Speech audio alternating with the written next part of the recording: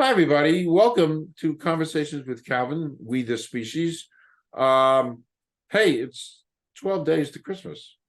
It's almost like that, that song, 12 Days of Christmas. It's 12 Days of Christmas.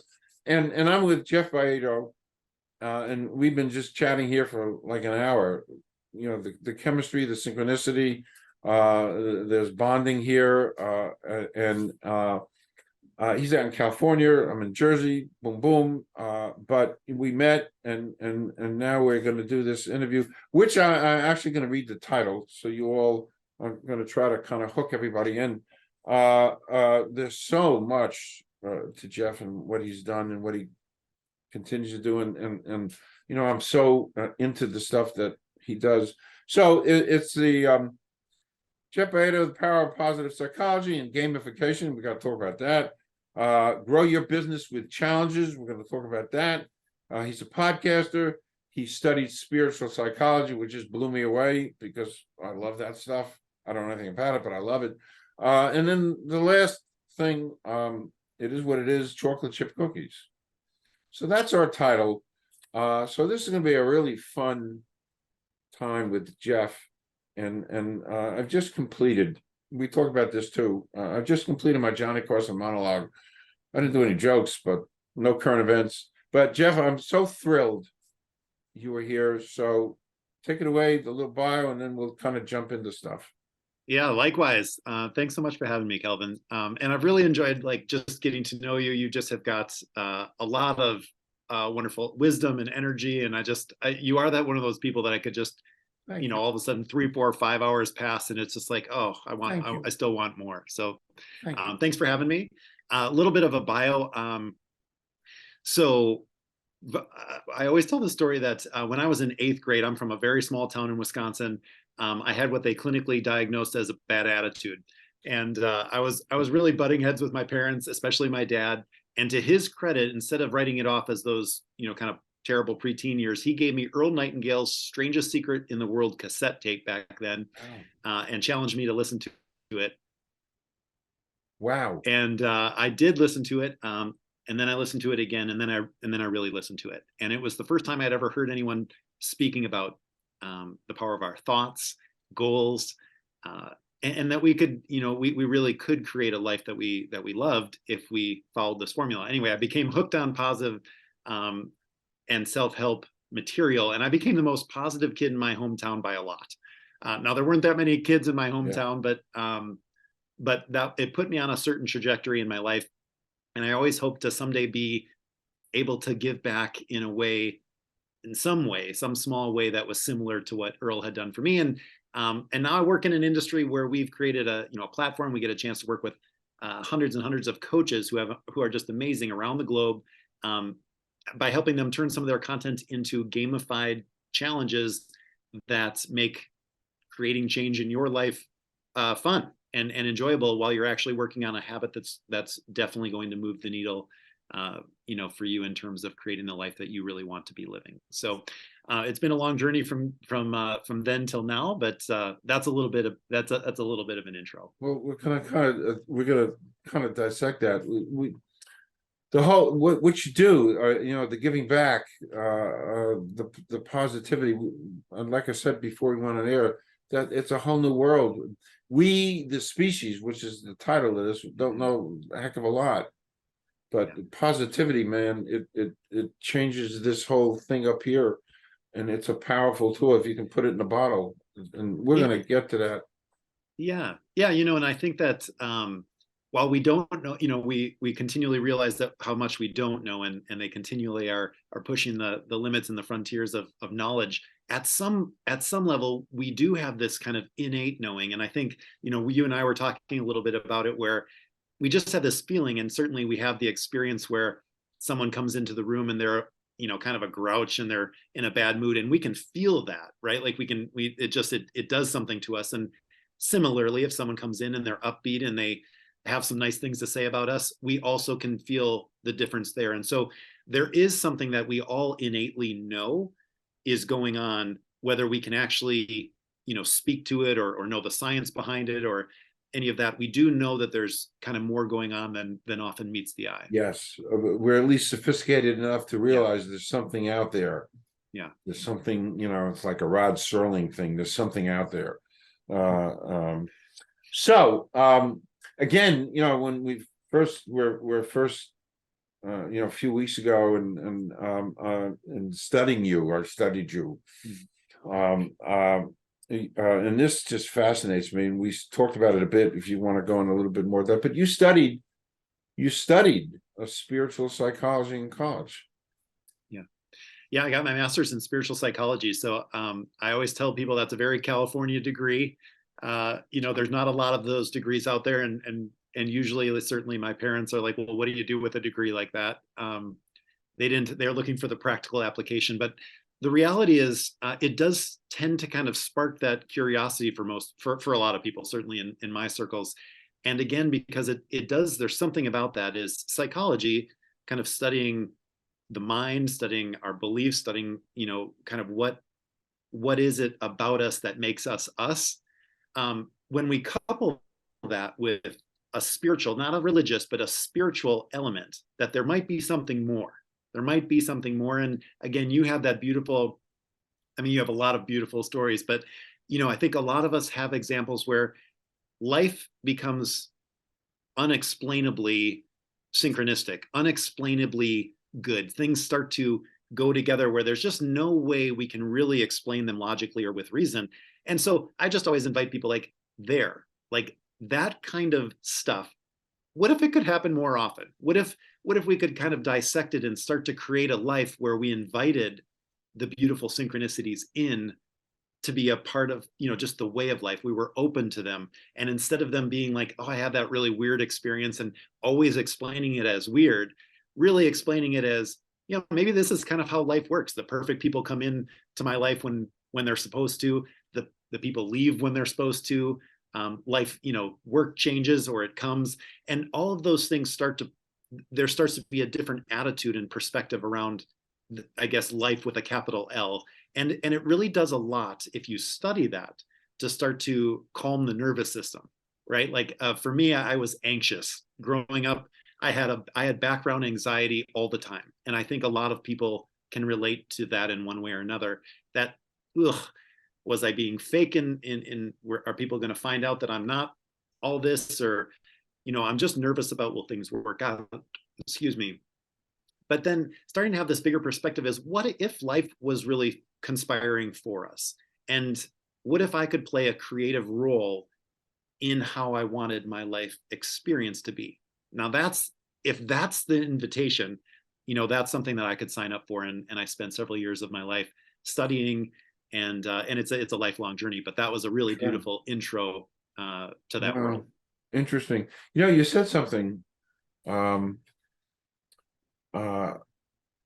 spiritual thing about reaching for it. What I have noticed in my world, which I've written about in my second novel, which hopefully will come out in the spring, but the whole spiritual element is, the more you open, my own experience, the more you open yourself to that, you said it a different way, but the more you open yourself to that, the more you get. So if you're open and you're receptive, and the funny thing is, every one of us, the 8 billion of us, we have that, but the overwhelming majority don't use it. And it's true. And I think one of the best analogies always is, kind of the radio, is there are different channels, different frequencies, and whatever one we're tuned into is going to be the dominant experience that we have. And so all we're really doing is playing with the radio dial to see, again, I like that, to tune into to the channel that really we want to be listening to. Do we want one that's full of drama? Do we want one that's exciting? So there's no judgment there. That can be very exciting. Do we want one that's filled with laughter? Do we want one that's filled with creativity? Again, just finding that, and that's kind of a fun journey to be on. Like, am I on the frequency where that becomes most of my experience, or a large percentage of my experience? Interesting. It is interesting. in your growing up, you became a real player in the video game industry and gamification and all that. Can you talk about that? I mean, you were designing games, right? Well, no, not quite. I was a partner in a video game Okay. publishing company. So Okay. we were at the time we were publishing all the big name games for the Mac. So Okay. at the time in the late '90s, Apple had very small Apple market share, and they didn't have any video games on their platform. And so we had a chance to work with all the big studios to bring their marquee titles to the Mac. And so we brought Tomb Raider Oh, and wow. John Madden Football and the just Wow. Sid Meier's Civilization, all of those big names we had a chance to work, and our company would people smarter than me would port them, which is convert them to work on the Mac, and Wow. then we would re-release them. And so if you were in CompUSA or Best Buy, you would see the PC version, and then the Mac version. We would be the ones who were putting out the Mac version. Yeah. Wow. So I got it wrong, but I mean, you were doing, I mean, I was around a lot of very creative people, and you it was an sure amazing were. industry. And our company was one of those fun ones that Wow. started in an attic, and then it went to a small office, then a bigger office, and they recently sold for north of $100 million. So it's I've been Yeah, gone for a long time. That wasn't but not bad. yeah, My son was a huge gamer, still is, and it's yeah. funny when he's here and he, they come visit and stuff, and I walk by the room, and the room is, I see this like fluorescent light slipping under the door, and I laugh to myself because he's gaming, you know. It's a huge part of the culture now, and it's not I think at the time it was very much just kind of like teenage boys maybe in their 20s, and it's just grown back then in the that was in the 90s, and now it's really been there's there's something for everybody. And so there are, whether we're playing Candy Crush or Bejeweled or something on our phone, or we're in one of these deep immersive worlds that are, I mean, the tech is pretty amazing. So it has become a huge part of the culture. Yeah, it is. It's funny. I when he was growing up, I would give him all these lectures about not to do it, and so he comes back to me now and says, they have tournaments now. My brother is a chiropractor, and a very good one. He's in Canada now, but when he was in LA, one of the top Halo teams, they were having a Halo tournament in LA, and he was brought in as the chiropractor for their team. And Wow. these guys were all in the penthouses of the best hotels. Wow. They're rock stars. They're total. Yeah. It's an amazing, and there's a lot of money. There's a lot A of lot of money. fans, and Yep. that was just that's when I was like, oh my goodness, this is different Yeah. than when I was sitting at home playing Super Mario Brothers or whatever when I was growing up.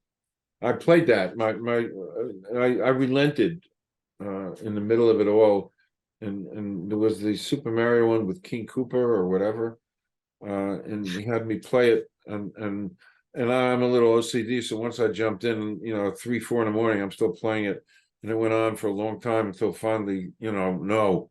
Yeah, you got to But unhook, it was, I thought it was conspiratorial, a little bit. I like to think it like might, that. But anyway, yeah. back to so you also had a journey, an interesting journey through real estate.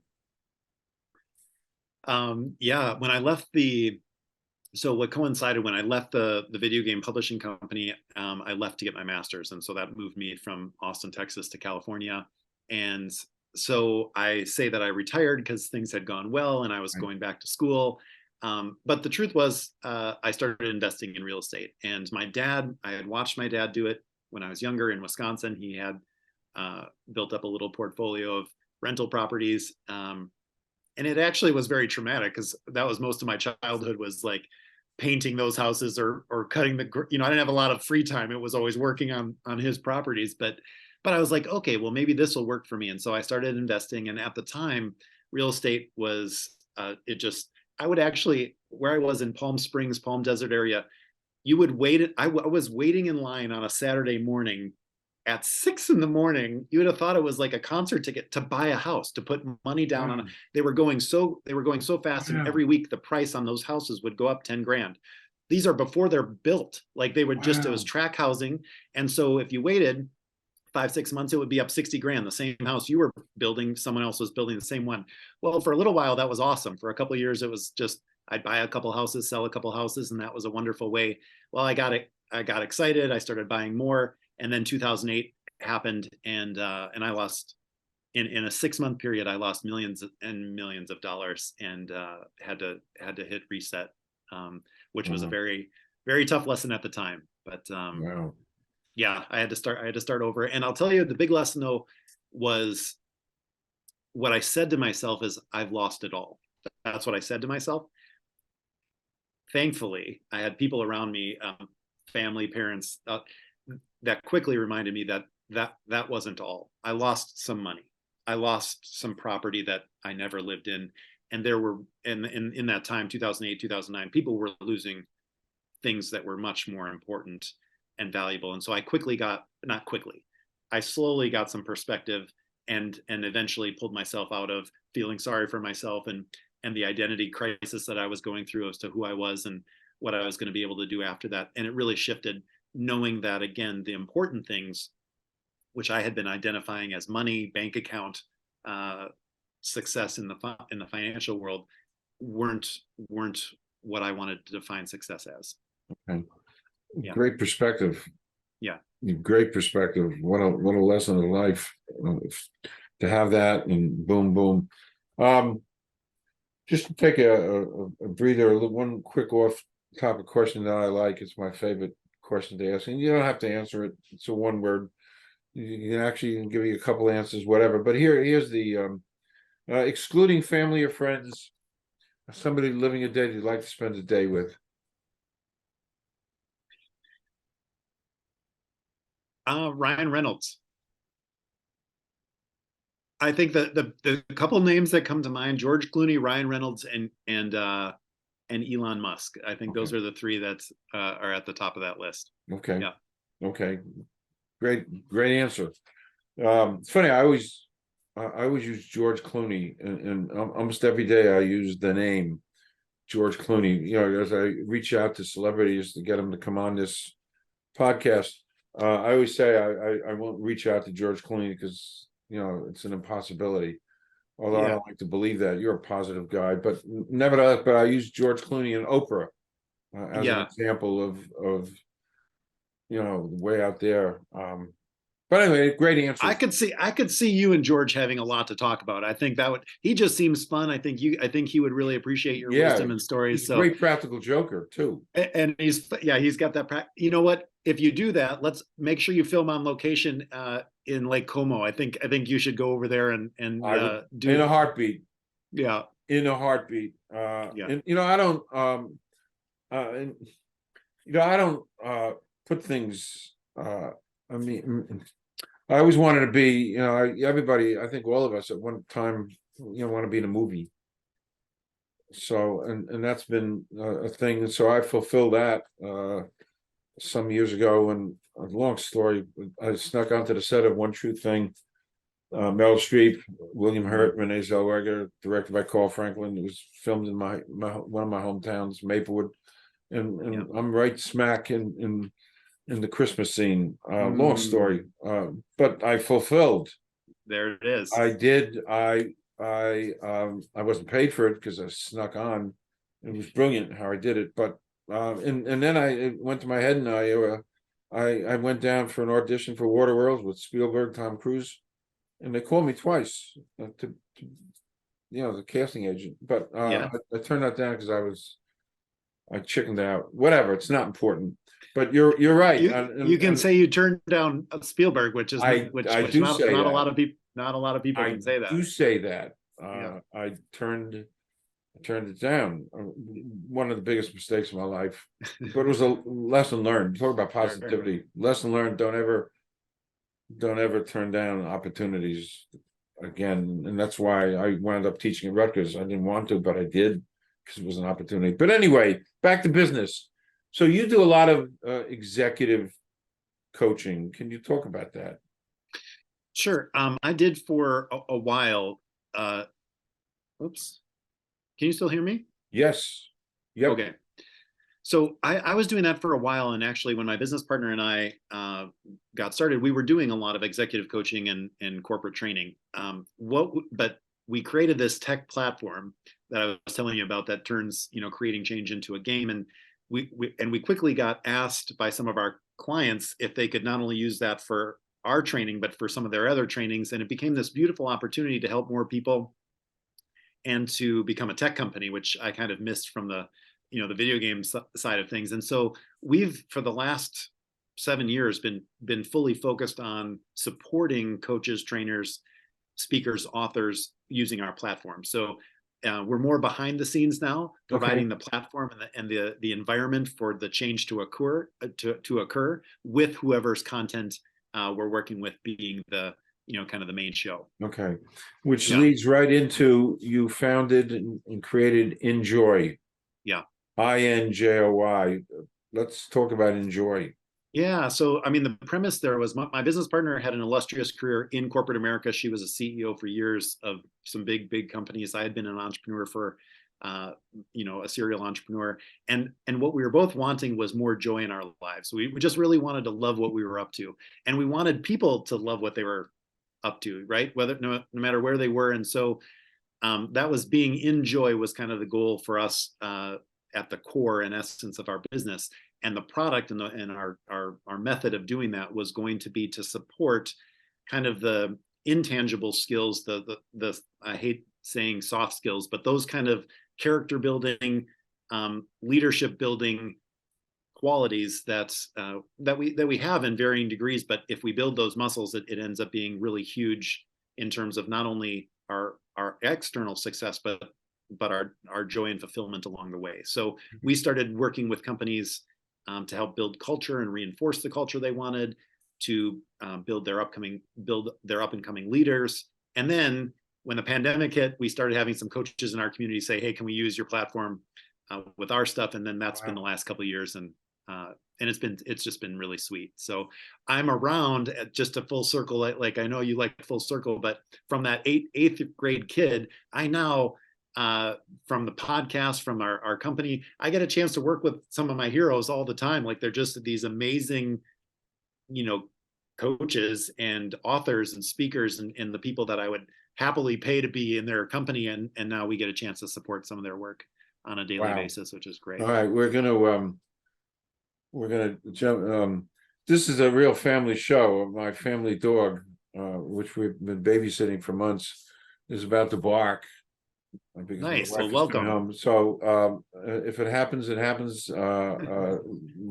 I'm not wearing a tie, so it's all you're not wearing a tie, so it's all legit. So moving on, you and this also fascinates. I mean, so much stuff that fascinates me. What is My Challenge Creator? So that is that's the name of the platform, and what it is it's like this template, so that you can, you've written yours are novels, but let's say you were wanting to impart a little wisdom on wellness, like you've just kind of, you embody that, right? Just life force and wellness. So you would create like a little, it could any length of time, but let's say you're going to do a 30-day wellness challenge to start 2023. So you would put a little bit of maybe a couple of videos, maybe some exercises into this template, and then the rest of it would be taken care of by the platform. It would provide a little daily inspiration, a community aspect, and it's this really cool way for people to do little things. We're big fans of micro habits, little tiny actions on a daily basis that really do move the needle. So, most of us want to create change, but the way that most of us do it is we try to do something big, and we realize that's not really sustainable to go from zero to big. And so the best way to create change in our lives are little micro nudges and micro actions over time. And so this is a real beautiful support structure for that. That's brilliant. Little micro changes. That's brilliant. Yeah, there's a great book called Atomic Habits by James Clear. He's I'm really looking forward to meeting him sometime, because that book speaks exactly to why we did what we did as well. It's just all the data shows that, again, if people start to build on the momentum of small wins, then we're much more likely to stay with that new action until it actually becomes a habit. And if we create a habit, then we keep the change. If we don't keep the habit, we end up falling back into our old way of doing things. Keep the habit. I like that. I'm writing it down, actually. All right. Taking notes. Nice. Okay. So you have a podcast, which I confess I haven't listened to, but I will. You'll like it. It's so it's InJoy Success Podcast. And the premise is really just about giving. So we have a lot of talented, again, by everyone's definition, successful people on the show. But the premise is, what is their definition of success, and how have they created a life that they love, right? So it gives the audience permission to define success by really what matters most, to each individual. For us, success is a life defined by the things that do matter the most: happiness, gratitude, contribution, love, health, those kind of things. And so we give space for that. And then the conversation really becomes about not only what they've done, but who they are, and the things that they love, and what they put in place to make sure that every day is a day that they're grateful for. Yeah. So I'll actually, when I put this together, I'm actually looking. I have. It'll be on the bottom of the screen here, the address, the Apple Podcast, etc. So that'll be there, and I'm gonna check it out personally, because that kind of stuff, I love that kind of stuff. Next, this is a little bit abstract, but there's an element of personal growth, and you talk about that. The topic of gratitude and healthy habits and mindset and self-care and happiness. These are all elements that are part of you. Yeah. And those are, when I think, again, hopefully everybody gets this and wherever they are in their lives, but taking care of ourselves. I think we've all felt overwhelmed. We've all felt run down. We've all felt not how we wanted to. And so oftentimes, really what we're after is an experience. Like most of us are chasing something to give us an experience. We feel that if we get this, it'll make us feel a certain way. The reality is that if we can start doing the things to make us feel a certain way now, not only will we get to those other things faster, but we will enjoy the journey. And that's really, again, all those old adages, it's life is not a destination, but a journey. And so if we can start to take care of ourselves and make ourselves a priority, life really does up level in terms of the quality of the experience. And so that's been a big theme for my life. There's a lot of work around that. Sometimes we don't feel worthy of it. Sometimes we feel we've got kids and family and responsibilities, and there's just no time for us. But we have to. I mean, everybody's only got the 24 hours. Again, we hear all these things, all this, and so when we find that some people are making time for themselves, it removes that excuse that there's no time. Because I've talked to enough people that have more kids than me, that have more responsibilities and a tougher life situation, and they still figure it out, and they still have made themselves a priority. And that's kind of cool, because then it removes that excuse and it makes it possible for me to do as well. And then you start finding things that work for you. And for me, there's a lot. I do have a nice morning routine, and a lot of it's the same stuff you hear, but there's a few things that have really worked, as we were talking about supplements beforehand, and just doing what we can to really fight the aging process and make youth a constant companion. And we discussed that. I'm such a fan of that, the whole youth thing. It's funny, I just interviewed he's from Canada. He used to teach economics, and he wrote a couple of books.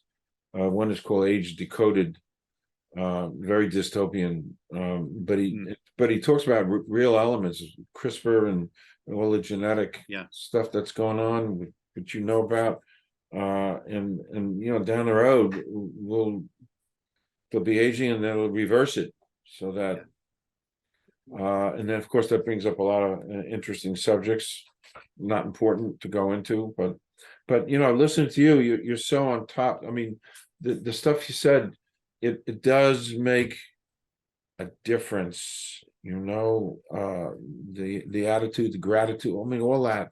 It's such an ingredient. Making time for yourself. It works. You work, and what you're doing works. And again, I ain't no expert, but I function with a lot of those premises, and You are, and that's what I think is so powerful about this, is like, you are an expert, right? Like, you've figured it out. And while maybe you didn't, formally study this or formally study that, but you're an embodiment, which is actually way better. Like, people would way rather learn anti-aging or vitality or light, just from you, because it's like, well, I want what Kelvin, like, I want that. And so I think that that's one of the cool things about this. There's a lot of heavy science stuff that, especially like in the realms of AI or some of the biogenetic stuff, like, it's over my head. Like, it just becomes very hard for the common person to follow. But when I meet you, and it's like, oh, I hope that I continue to embrace life like Kelvin. Like, that's what I want. I want that. And I think more of us are looking for examples in our own worlds of like, oh no, that's how I want to feel. That's what I want it to look like. Whether we know the scientific big names and the Latin words and all those things to go with it, or not. Thank you. That's a great compliment. I'm going to wear that with a badge of honor. And it's funny, you don't realize, while you're on the journey, you don't realize, you just go and you do, and you have things in mind. And I've always had this longevity and anti-aging thing, and it's always been in my head, and the whole notion of aging, and I didn't want that. So you kind of, and as you get older, you start listening and learning, and life is listening and learning. So maybe I am a poster boy, and I appreciate those comments, Jeff. In my reading about you, there's something called there's something, and I don't know anything. Create massive change. Am I saying it right? Creating massive change. I mean, it's one of my kind of guiding principles. Is I feel, I feel like it's possible. I think that that's one of the coolest things, is to be able to invite change in. And I have a 7-year-old, and I watch how quickly he grows and changes and adapts. And I think parents are just like, if anyone's lucky enough to have kids, they do a couple things for us. But he makes me younger. He makes me more open to doing things. And so and that's what's also beautiful. If you don't have to study anything, if you're a parent, like, you've had that experience where your young one, all of a sudden coloring is completely okay again. All of a sudden we're playing with Play-Doh, or we're doing this, or we're kicking a balloon. We have a balloon in our living room, and we're trying to see how many times we can keep it up without using our hands. Those kind of things, that's a big change for me. If I was just this morning, I was thinking, like, what would be my life without him? And now my desire is to stay young. I want to be in shape. So, I mean, being a parent is massive change in a lot of ways. But what I've looked at it as is the trajectory I was on of starting to, like, rest more, or I'm tired more, easily than I was when I was younger. But I don't have time to be tired with Bodhi. And so the invitation, I think, around creating change, whether it's massive or not. I mean, again, I like breaking it down. Ultimately, every year, I think we would all like to look back and say, the me 12 months ago is really excited about, like, if that me would know the me now, they'd be really excited that this is where I got to this year. Like, I think we all want to be on that journey and be able to look back and say, I'm a much better version of myself today than I was just 12 months ago. And so if we can embrace change, and if it's something that we can do in a way that's fun, supportive, enjoyable, we get people involved, or we have reasons that we're doing it. And in my case, for Bodhi and for the family, but also for my own well-being, if there's reasons, and then we create a process for it that's fun, all of a sudden we can create massive change, but it doesn't feel overwhelming or burdensome or hard, which is how most of us hold creating massive change. So it's kind of one of those pillars that I like to talk about, because I've seen it happen for myself, and a lot of the people that I've had the privilege of talking to have watched them create massive change. And again, there is a process, there's a way for us to do it, and it doesn't have to be hard, it doesn't have to be overwhelming. Wow, that is a great way to wind down the serious, heavy stuff. Your whole, your whole element, your whole positive. We talked about this too. The whole positivity to you and your work, and we said this before we went on. And I've been thinking about this and saying it and reading it, and we don't know anything, basically, and the whole your being and your work of positivity and how it affects up here. I mean, really, your whole your medical, your biological makeup, it can be affected by positivity. It's true. The science continues to roll in. Like, there's mountains of data to show the impact of our perspective, our thoughts on not only our experience and what we perceive to be real, but what actually happens. Like, I mean, there's just so much, and it's a very interesting arena to study if people are into that. But if they're not into it, even just for our own very selfish reason of wanting to have more of the feelings that we want to have on a day-to-day basis, it's just worth exploring. So, which is great. Yeah. So we've dissected you, Jeff, a bit, and part of you, which is not prominent. I had to kind of dig for this, but you were at one point a stand-up comedian. Well, I'll tell you, we'll use that term very loosely. It Loosely. was very loosely, because that was my greatest fear. The idea of being on stage, saying something and wondering if people were going to find that terrified me just to the depths of my soul. And so, having a very good friend know that about me, she signed us up for a 12-week stand-up comedy course. Found a great instructor in LA, and then she promptly had something in life that came up and then left. So she left me there alone, which ended up being really beautiful. I had an amazing teacher. I ended up taking that same course three times back to back. So the whole year I just stayed in it, and I had a couple performances. And being in LA, like, this is where comedians, like New York and LA, like, my teacher has taught a lot of really amazing comedians. And at first that was like a surprise. This was something I was doing to get out of my shell and to get out of my comfort zone. But there were a lot of people in my class that were there because this is the career they were on the path. And I learned a lot of lessons about that. But one of the things for me was 12 weeks of working on content and honing things, 12 weeks of work. And when I got to the Haha Cafe, that's one of the places that we played in LA. I had 3 minutes of stuff to talk about, and I was dripping bullet, like, terrified. It was only 3 minutes out of 12 weeks of work for my first set. And there was a very friendly room, friends, family, everyone was very gentle.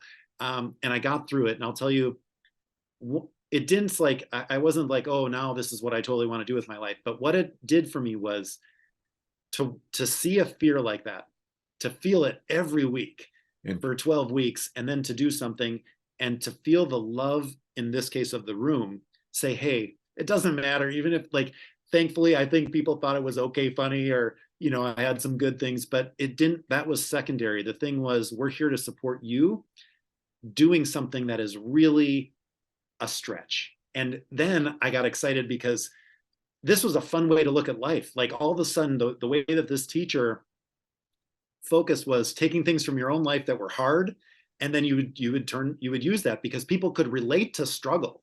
So if I was struggling with one thing or going through something, that would be where we'd connect. And then if I could switch that into a funny experience or story, that would give them a cathartic experience as well. And I thought it was just a genius way of approaching humor. And it's one of the years in my life that I think I reflect on the most, I'm most grateful for, and has helped me in more ways than I Wow. probably So realized. interesting.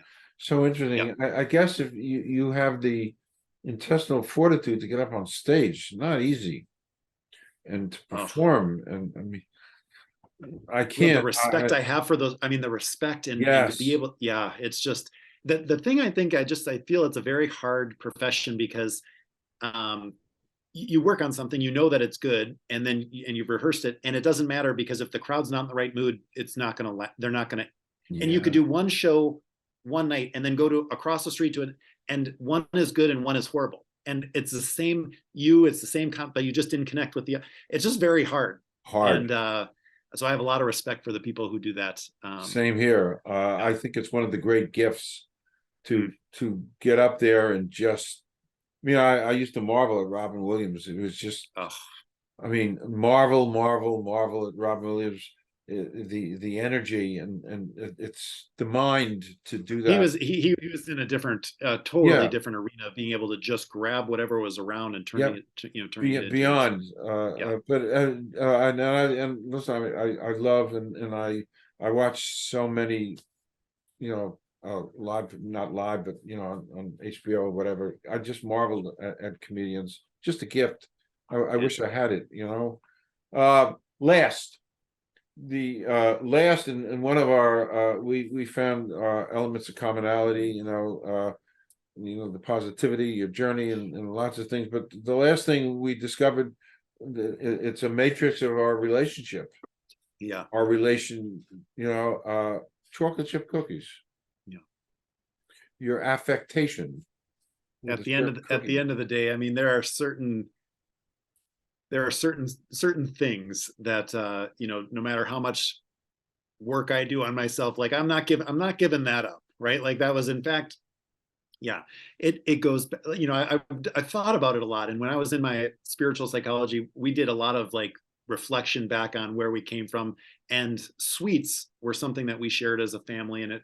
But this transcends that, and I think a good chocolate chip cookie, and we spoke of the Levon Bakery in New York.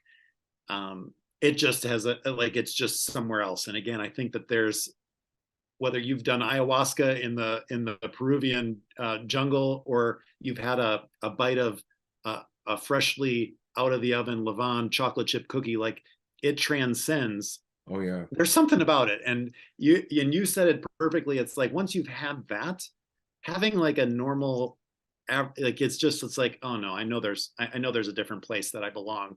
Yeah.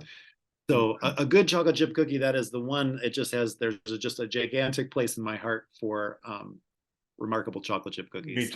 Me too. And I would travel. I would do anything, go to any length to get a good chocolate chip cookie. And it's a quest.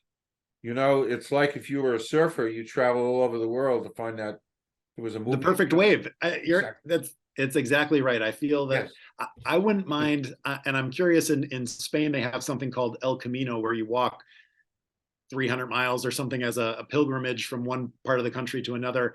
And I always thought, like, I'd really like to do that, but I'd like it to be from bakery to bakery. Like I'd like it to be like that could get me that, that's the prize I want to get to as I get to the next village or whatever. That would be so if you ever want to put together an El Camino to the best chocolate chip cookies, I'm signed up. That, by the way, that's a great idea. I got to think on that. No, I do have to think on that. It's back in the 60s. It's a long story. I needed to gain 100 pounds. Did you ever hear anything like that? No. And it's a long story. I needed to gain 100 pounds. So for 6 months, I just hit every bakery in New Jersey. It was fun.